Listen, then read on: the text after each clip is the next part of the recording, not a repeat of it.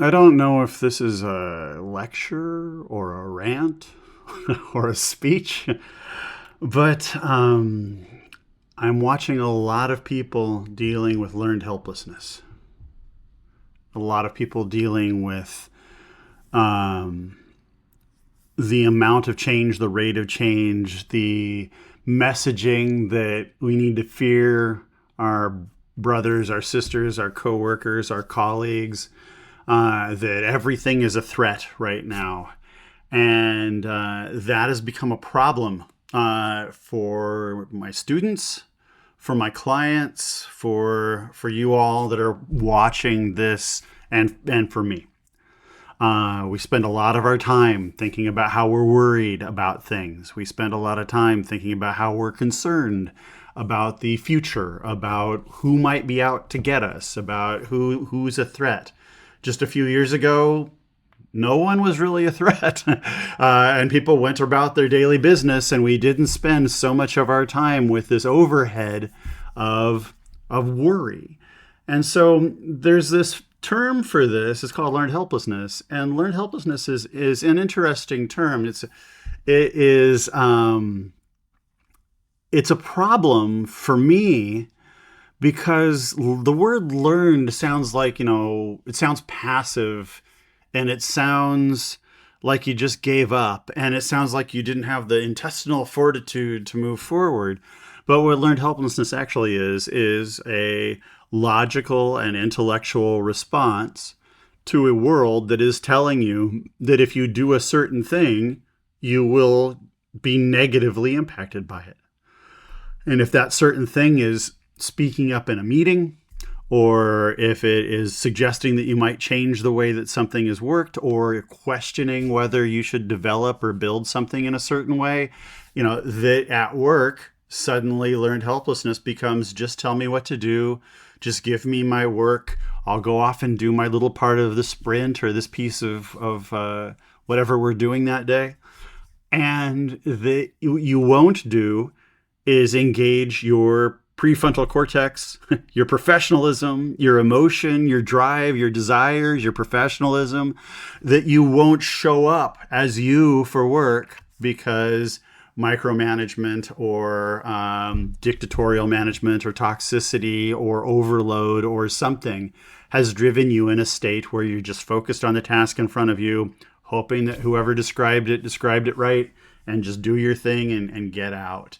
And so learned helplessness is not, as the name seems to imply, something that we just go out to learn. It is something that is imposed on us by others. And so there are systems out there that are designed to concentrate control to a few people, and then punish people who actually try and buck that system. I don't pay you to think is the old 1950s, line for that. And we've heard that multiple times. Could you just do the work and stop raising these issues? Could you blah, blah, blah, blah, blah.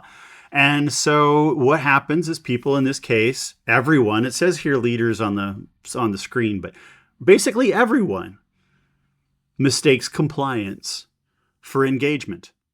I'm just doing the thing, and the thing is what I'm doing. All right. So I'm going to go through a lot of statistics really quickly. These are just numbers, and the numbers, I'll put it this way. Everyone can argue with a statistic, but the trend of the statistics is important. All right.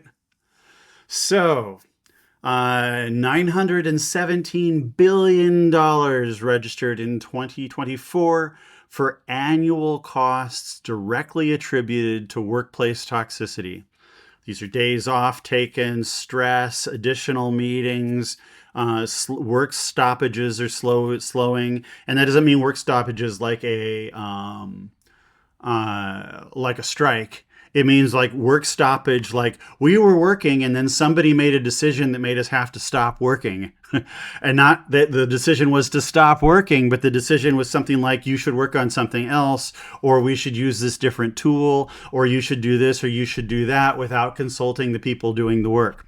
There's lots of ways that work can stop that isn't, you can't, necessarily blame on the people doing the work. All right, then the second one here is a 34 decline in just trust in general. Like, do I trust you? Do I trust other people? So this is a Pew 2025 study just from a couple of weeks ago. The title freaks me out. Americans declining trust in each other is actually the title of this study. That's new, guys. That did not happen before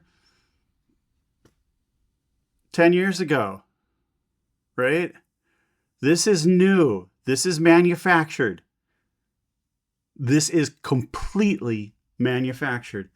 Okay, trust in government down to 22%. A lot of people have been working very hard on both sides of the aisle to destroy the thing that underwrites the existing freedoms and systems of the world. Doom scrolling. So if we want to get out of the political and into the different kind of political, is people get on this thing, and I'm no different.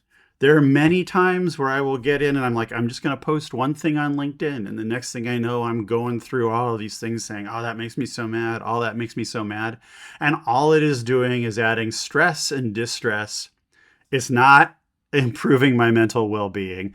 It's not improving my life satisfaction. And I remember when we first started Twitter, everything was about well-being and satisfaction. It was so fun to talk to all of these people globally and do all of this stuff. Well, there are systems out there now that are specifically set up to require something called a doom scrolling scale. All right. So toxic workplaces drive mental health. Okay, so we're just saying workplaces here, right? So people who are taking time off are reporting that it is because of mental health issues directly attributed to strife, chaos, uncertainty, frustrations in the workplace. That this is causing an incredible rise in the number of people who are describing themselves as burnt out. And it is used as a primary indication of 61% of the people who leave their jobs.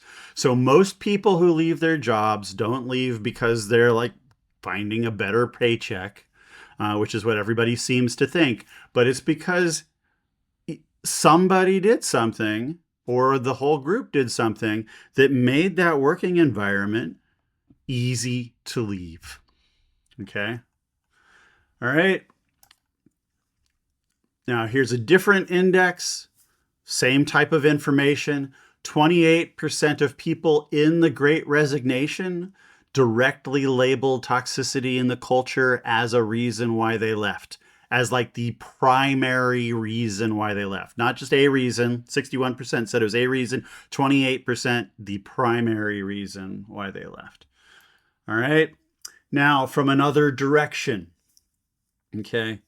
Can we think our way out of this? Can we statistics our way out of this? So the people in Utah at OC Tanner, they released a report that basically said, look, there is a rapid increase in innovation and in performance for people who describe themselves as hopeful. That when they go to work, they think that the day is going to end with something good happening. All right. So not dread, but hope. And that tends to come from people who have an idea of what's going to happen. So when we set up visual management systems, this is a primary reason why. We're actually defining the work that needs to be done, the people who are doing the work, what's going on, so that people can see what's happening. They can see that people have been successful at completing things. They can see current challenges, and they can see that stuff quickly. And that's helping us avoid the stress of work, which is incredibly costly. People, money, costly, right? Last slide for this, I swear. Okay. This slide bums me out, all right? So 10 years ago, over half of the people said, well, of course I trust my neighbors, all right? Then that went down and down and down, and now we're down to 44% of people trust their neighbors. Why? Because they're getting a lot of messaging saying that you shouldn't trust your neighbors. Why? Because they're getting a lot of messaging saying that you shouldn't trust certain types of people or certain colors of people or certain people.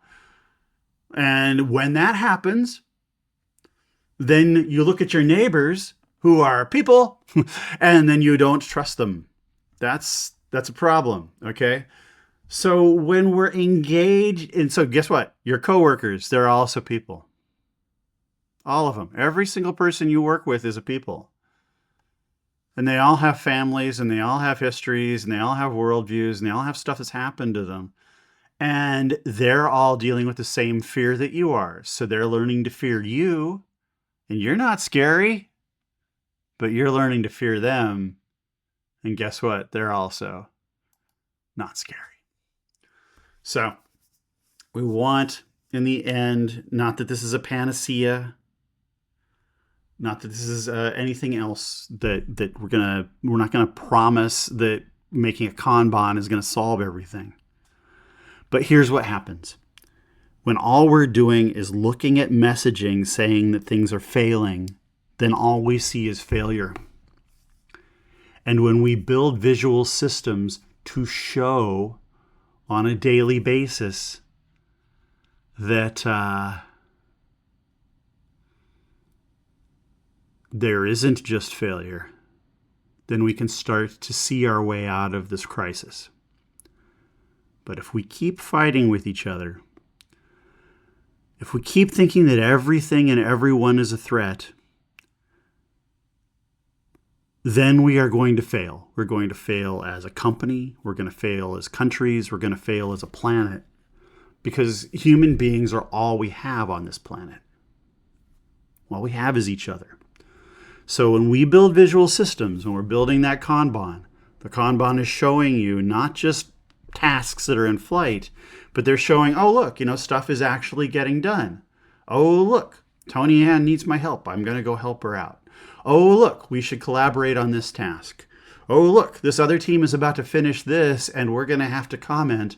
Maybe we should not take on this big project, but we should go comment on their stuff first, then come back and take on this big project, so that we figure out what the folks around us need, and we make sure that we're there for them, and we make sure that work and life and learning and onboarding and professional development and customer satisfaction and profits are all things that flow naturally through these visual systems.